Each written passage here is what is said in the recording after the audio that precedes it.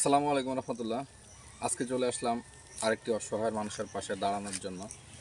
অবশ্যই আমি চেষ্টা করি, যদি আপনারা যদি পাশে থাকেন, অবশ্যই ইনশাআল্লাহ এই অসহায় মানুষটির চিকিৎসার জন্য সে সবার সহযোগিতায় যদি তার চিকিৎসার কিছু আমরা যদি ভাগিদার হতে পারি, এটাই আশা ব্যক্ত করছি আমি সবার কাছে। তো আমাদের চাঁদপুর জেলা শাহরাস্তি থানার বেরকি গ্রামের রঞ্জু চৌকিদার বাড়ির রবিউল হোসেন, সে গাছের কাজ করে। সে 3 সন্তানের জনক। বয়স আহামরি বেশি না, 35, 36 এমনই হবে। তো গত 26 তারিখ সে যখন গাছের কাজ করতে গেছে প্রতিদিনকার মতোই, গাছের উপরে যখন সে ছিল, ঢাল কেটে যখন সে ঢালটা যখন কাটলো, ধাক্কা দিছে, তখন ঢালের ধাক্কায় সে এক পর্যায়ে পড়ে যায়। সাথে সাথে তাকে মেডিকেল নেওয়া হলো, কালীবাড়িতে রাখিনি, সেখান থেকে তাকে শিফট করা হলো কুমিল্লা মেডিকেলে। ওখানে না রেখে তাকে ঢাকা মেডিকেল কলেজে শিফট করা হয়েছে। সেখানে ডাক্তাররা চিকিৎসারত অবস্থা তাকে বলা হয়েছে যে তার মেরুদণ্ডের হাড় ভেঙে গেছে। ইভেন পায়খানা এবং প্রস্রাবের যে রাস্তাটা, ওখানেও তার ইনফেকশন এবং ফাটল আছে, ওখানেও কিছু হাড় আছে, ওখানেও তার ফাটল আছে। এক পর্যায়ে দেখা গেছে তার অবস্থা এখন খুবই গুরুতর এবং খুবই শোচনীয়। সে এখনও ঢাকা মেডিকেল কলেজে চিকিৎসারত অবস্থায় আছে।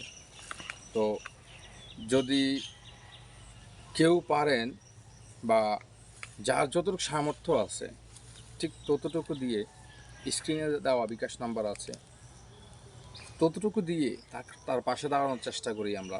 অবশ্যই ভিডিওটি শেয়ার করবেন, লাইক দিবেন, সর্বোচ্চ শেয়ার এই ভিডিওটিতে চাই। কারণ একটা অসহায় মানুষ যদি আমাদের দ্বারা যদি উপকৃত হয়, তাহলে অবশ্যই আমরা আল্লাহর কাছে ভালো পাবো।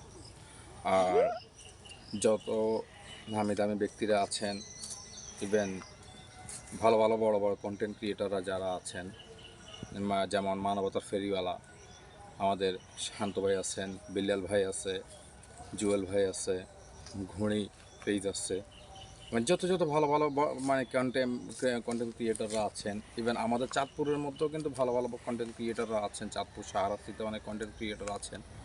তা আপনারা যদি সবাই যদি তার যদি পাশে সহযোগিতার হাত বাড়িয়ে দেন, তাহলে অবশ্যই আশা করি ইনশাআল্লাহ এই অসুস্থ ব্যক্তিটি যদি তার সন্তানদের ভাগ্যে যদি আল্লাহ তাকে যদি হায়াত দারাজ করে যায়, অবশ্যই সে যদি সুস্থতার মুখ যদি দেখে, এই আশাটুকুই ব্যক্ত করব সবার কাছে।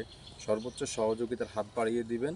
আর একান্তভাবে যদি সহযোগিতা না করতে পারেন, তাহলে ভিডিওটি অবশ্যই শেয়ার করে দিবেন, যাতে সবার চোখে পড়ে এবং এই অসহায় মানুষটির যেন সবার সহযোগিতা যেন আল্লাহ যেন তাকে সুস্থ করে দেয়। তো আমার এতটুকু বলার ছিল। ইনশাল্লাহ আমরা সবাই পাশে থাকবো। আসসালামু আলাইকুম রহমতুল্লাহ।